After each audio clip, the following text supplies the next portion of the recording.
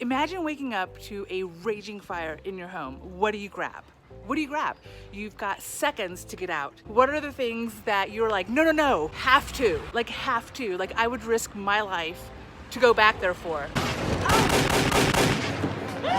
map, I forgot the map. Relax, I'm the map. Probably your loved ones, your kid, your significant other. You know, if a friend is staying over, that person, your pet, your dog, your cat. I will tell you as a single parent, when I would think of these scenarios, I'm so glad I just have the one kid.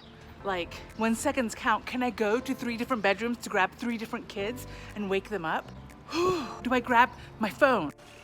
Where's my phone? Do I grab my laptop and take the extra seconds to grab the charging cables? Do I bother grabbing my keys at this point? What do you grab? What if it's a slow burning fire? What if it's like, okay, I can't stop this fire, it's definitely going. Instead of seconds, I have minutes.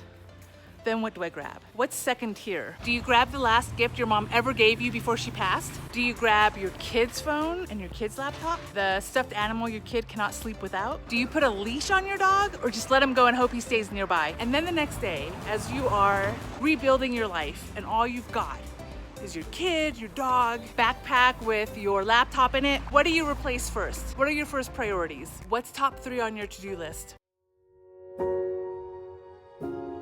So an easier exercise might be to write down all the things you want to accomplish this year. Like all of it. Losing 10 pounds, writing your first novel, moving to Mexico, getting an advancement at work, like just all the things, right? Closer bond with your family, learn to play the piano, learn Spanish. Do you have the list? Do you have your long list of things you'd love to accomplish this year or next year? A bucket list. Okay, now circle your top 5. Your top 5 most important things off of that list that you would be crushed if you didn't accomplish, that you would be heartbroken, that if you can't do it, you're gonna have to really think some things. Like, these are that important. Sometimes I don't come up with 5. Sometimes only 3 things jump at me as like the mandatory must-dos. But don't go more than 5. You have 5 or less that you're gonna circle. And some people will say things like, okay, so work on those top 5 every day, and then if you have time, the other 20, the other 100, the other however much you didn't circle are like nice to-dos. Like, I'll do them eventually, not a high priority. Wrong, absolutely wrong. Those other things are distractions. Those other things waste your time because you're inclined to want to do those things, but they're actually not that important. And so you should completely take them off your list. Those 3 things you circle, those 5 things you circle, the 1 thing you circled, that is your focus, that is your priority.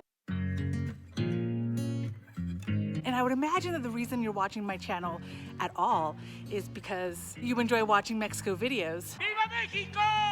The best way to test your priorities, to know the things that really matter to you, is to move to Mexico or anywhere really. Moving to another country or even just another location, you have to figure out, what do I do with the house that I'm living in?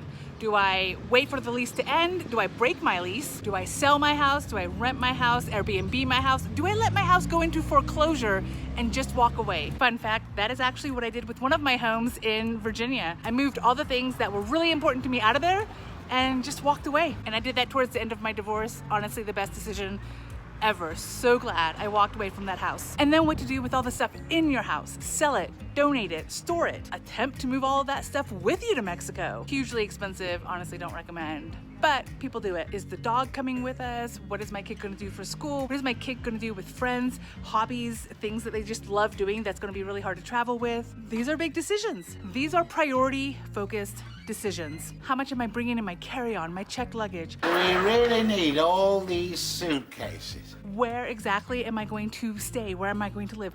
When you arrive in Mexico, what do you focus on the first 2, 3, 7 days of your transition? Having moved every few years since age 2, this is something that I get to do all the time, and it's one of my favorite parts. Looking at all the things I've collected and going, ooh, you know, this item, not really important, never used it, no idea why I even travel with it. This item, super glad I brought it with me because I have no idea how I would replace it if I lost it. And even the things that I miss and regret not bringing with me have taught me other ways of doing things. I love rice, and yet I don't travel with a rice cooker.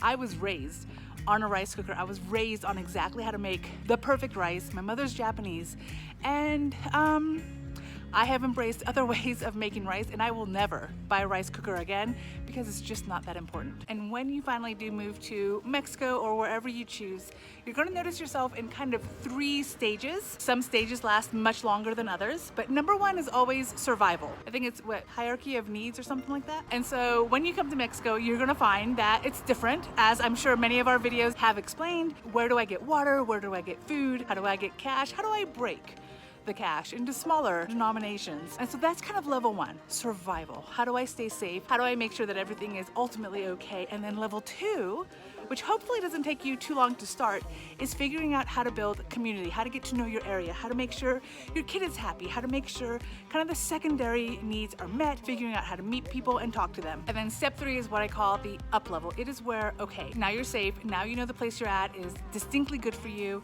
and it's just a matter of honing things in, getting the little details, cultivating your life to really support the things that matter to you and to make your life amazing, rich, and fulfilled. And while some of stage 1 and stage 2 can be done accidentally, the beauty lies in step 3, which is a super intentional step. It's where you really think about the things that matter and you really bring forward the things that will enrich your life. The hobbies, the true friends, the true habits. But if you don't go through step 1 and step 2, if you don't go through kind of the harsh, grabbing all the things that matter to you in a fire step, all those distractors, all those things that seem important will stop you from creating the life that you truly, truly want, deserve, make you feel fulfilled. So when are you moving to Mexico?